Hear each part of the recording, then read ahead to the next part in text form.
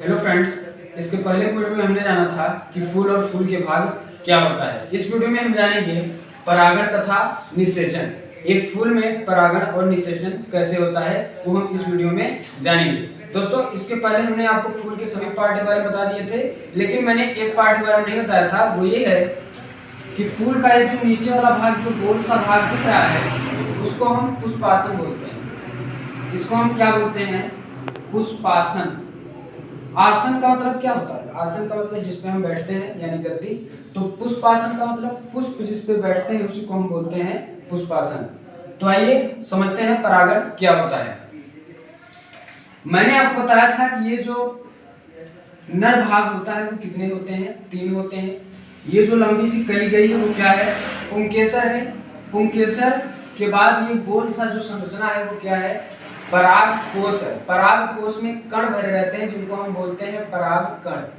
अब ये परागकण जो होता है, इसी का वर्तिकाग्र तक आना ही क्या कहा जाता है? परागण कहा जाता है। जो ये परागकण है उसका वर्तिकाग्र तक, यानी कि वर्तिकाग्र तक जो उसका पहुंचना है, वही क्या कहा जाता है? परागण कहा जाता है। देखिए दोस्तों, परागण 2 तरीके के होते हैं, स्वपरागण और परपरागण, यानी कि सेल्फ पॉलिनेशन और क्रॉस पॉलिनेशन। परागण को अंग्रेजी में पॉलिनेशन बोलते हैं। तो देखिए, जो स्वपरागण होता है वो एक ही पौधे में होता है। एक पौधे में मान लीजिए ये कोई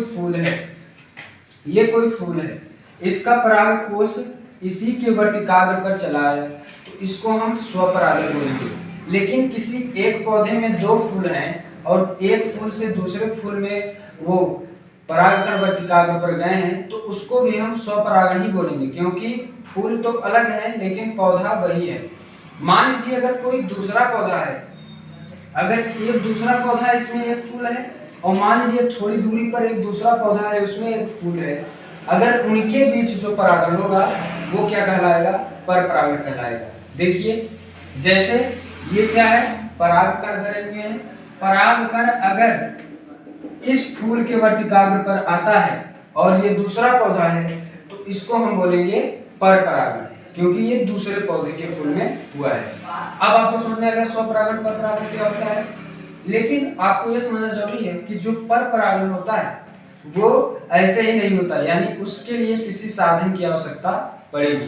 परपरागण के लिए किसी साधन की आवश्यकता पड़ती है। वो साधन क्या हो सकते हैं? परपरागण कीटों के द्वारा भी हो सकता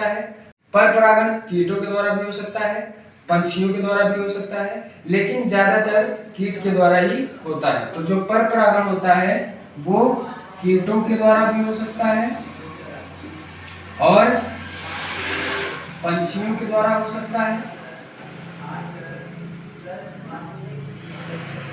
और भी वायु के द्वारा हो सकता है, और बड़े जंतुओं के द्वारा हो सकता है।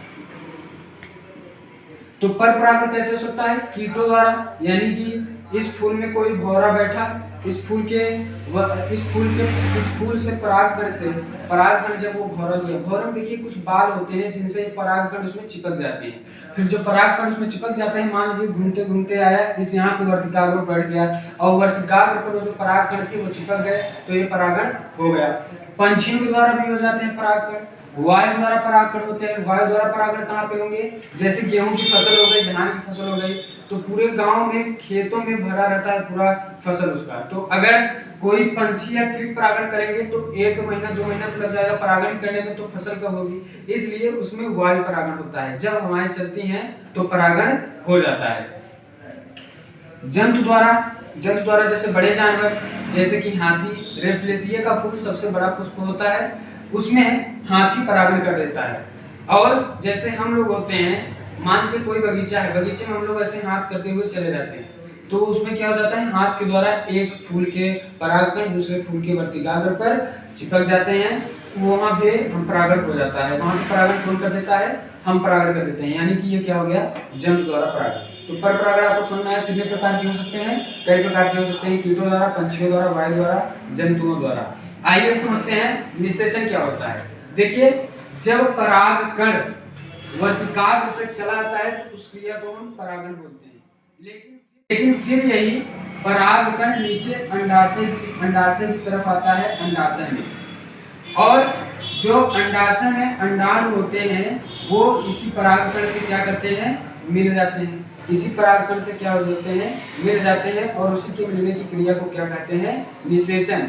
ये निषेचन बड़ा होकर क्या बनता है, निषेचन युग्मनज का रूप लेता है, और यही युग्मनज बड़ा होकर क्या बनता है, भ्रूण का रूप लेता है, और यही भ्रूण फिर विकसित होकर फल का रूप लेता है। जैसे देखिए, जब परागण हुआ, जो इसमें पॉलन ग्रेन यानी कि जो परागकण था, जब वर्तिकाग्र पर आया, वर्तिकाग्र से जब अंडाशय की तरफ आया, देखिए परागण तो कई आते हैं, लेकिन उनमें से केवल 2 ही परागण अंदर की तरफ जा पाता है। केवल 2 परागकण का ही अंदर जाने का रास्ता होता है। यानी अंडाशय तक कितने परागकण पहुंचते हैं, केवल 2 परागकण पहुंचते हैं। और यहाँ पे कितने अंडाशय रिलीज होते हैं, 3 अंडाणु रिलीज होते हैं। सॉरी, अंडाशय से केवल कितने अंडाणु रिलीज होते हैं, 3 अंडाणु रिलीज होते हैं, जिनमें से एक परागकण से एक अंडाणु क्या हो जाता है, मिल जाता है, और मिल करके क्या बना देता है, युग्मनज बना देता है। अब यही युग्मनज भ्रूण बन जाएगा, और बड़ा होकर क्या बन जाएगा, फल बन जाएगा। लेकिन अभी जो एक परागकण बचा हुआ है और जो 2 अंडाणु बचे हुए हैं वो क्या होंगे, तो जो एक परागकण और 2 अंडाणु होते हैं वो आपस में मिल के बना लेते हैं एंडोस्पर्म। एंडोस्पर्म यानी कि भ्रूणपोष। देखिए, बच्चे को माता के गर्भ में भोजन कैसे मिलता है, प्लेसेंटा के द्वारा मिलता है। वैसे ही फूल में जो फल बनेगा, जो भ्रूण होता है, यानी कि जो भ्रूण है उसको भोजन कहाँ से मिलेगा, तो इसी भ्रूणपोष के द्वारा, एंडोस्पर्म के द्वारा भोजन मिलेगा। इसके बाद की वीडियो में हम समझेंगे कि फल क्या होता है। देखिए दोस्तों, एक चीज और जरूरी है, वो क्या है कि अगर कभी कभी अंडाशय जो होता है वो बहुत ही कमजोर होता है, और अंडाशय में छेद होने की वजह से ये जो भ्रूण है, जो युग्मनज है, वो कहाँ चलाता है, पुष्पासन में चलाता है। कहाँ चलाता है, पुष्पासन में। तो उस फल को हम क्या बोलते हैं, झूठा फल। झूठा यानी कि असत्य फल, उसको हम फॉल्स फ्रूट बोलते हैं। इसके उदाहरण जैसे सेब हो गए, नाशपाती हो गए। नेक्स्ट वीडियो में हम फल के बारे में बहुत अच्छे से जानेंगे। वीडियो अच्छी लगी हो तो लाइक करिए। जय हिंद।